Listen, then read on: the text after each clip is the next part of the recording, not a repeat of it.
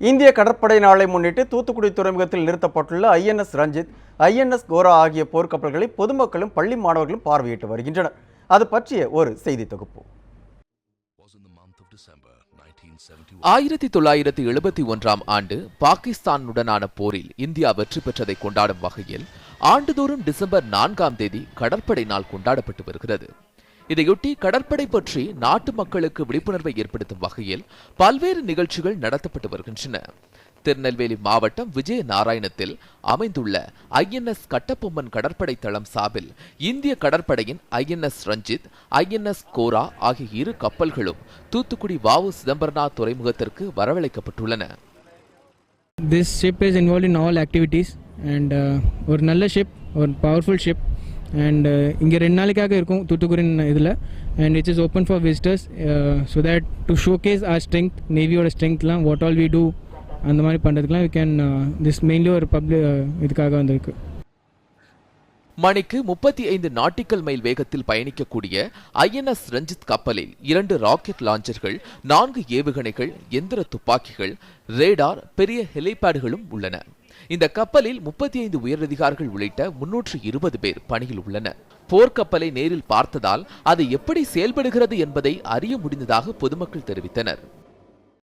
INS Ranjith கப்பல் பார்க்க வந்தோம். நல்லா பார்த்தோம், சுற்றி பார்த்தோம். அங்கே துப்பாக்கி, ஏவுகணைகள், பீரங்கி இதெல்லாம் எப்படி செயல்படுத்துறாங்க, எவ்வளோ பாதுகாப்பாக வச்சுருக்காங்க, எப்படி யூஸ் பண்ணுறாங்கங்கிறத பற்றி சொன்னாங்க. நல்லா இருக்குது. ஐஎன்எஸ் கோரா ரோந்து கப்பல் மணிக்கு 25 நாட்டிக்கல் மைல் வேகத்தில் செல்லும் திறன் கொண்டது. இது நவீன தொலைத்தொடர்பு கருவிகள், ஆயுதங்களுடன் ஹெலிகாப்டர்கள் இறங்கும் ஹெலிபேடுகளையும் கொண்டது. இக்கப்பல்களை திருநெல்வேலி, தூத்துக்குடி மாவட்டங்களைச் சேர்ந்த பள்ளி மாணவர்கள் பார்வையிட்டு வருகின்றனர். அங்கே கன்ஸு, பீரங்கி, அப்புறம் அந்த லைட் ஃப்ராக்ஸ் இதெல்லாம் காமிச்சாங்க. இது வந்து நம்ம நாட்டிலேருந்து சண்டை போடுறதுக்கு ரொம்ப உதவியாக இருக்குது. அதனால ரொம்ப சந்தோஷமாக இருக்குது. எங்கள் ஸ்கூல்லேருந்து கூப்பிட்டு போனதுக்கு ரொம்ப நன்றி. கப்பலில் துப்பாக்கிகள் உள்ளிட்ட ஆயுதங்களும் பார்வைக்கு வைக்கப்பட்டிருந்தன. அவை எப்படி செயல்படுகின்றன என்பதை கடற்படை அதிகாரிகள் பொதுமக்களுக்கு எடுத்துரைத்தனர். கப்பலில் 3 தளங்கள் உள்ளதாகவும் ஒவ்வொரு தளமும் எதற்காக பயன்படுத்தப்படுகின்றன என்பதை அறிந்து கொண்டதாகவும் சுமதி என்பவர் தெரிவித்தார். அந்த 2 கப்பல்லையும் உங்களுக்கு எல்லாமே போருக்குடைய வேணுங்கிற எல்லாமே இருக்கு.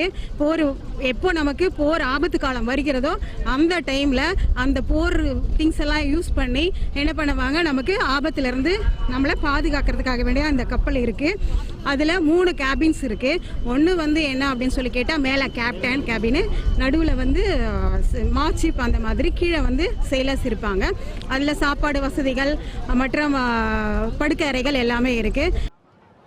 கடற்வழியாக நாட்டிற்குள் எதிரிகள் வந்துவிடாமல் பாதுகாப்பதில் கடற்படை ஆற்றும் பணிகளை அறிந்து கொண்டதாகவும் இதனால் கடற்படை வீரராக வேண்டுமென்ற எண்ணம் தோன்றுவதாகவும் மாணவர்கள் பலர் தெரிவித்தனர்.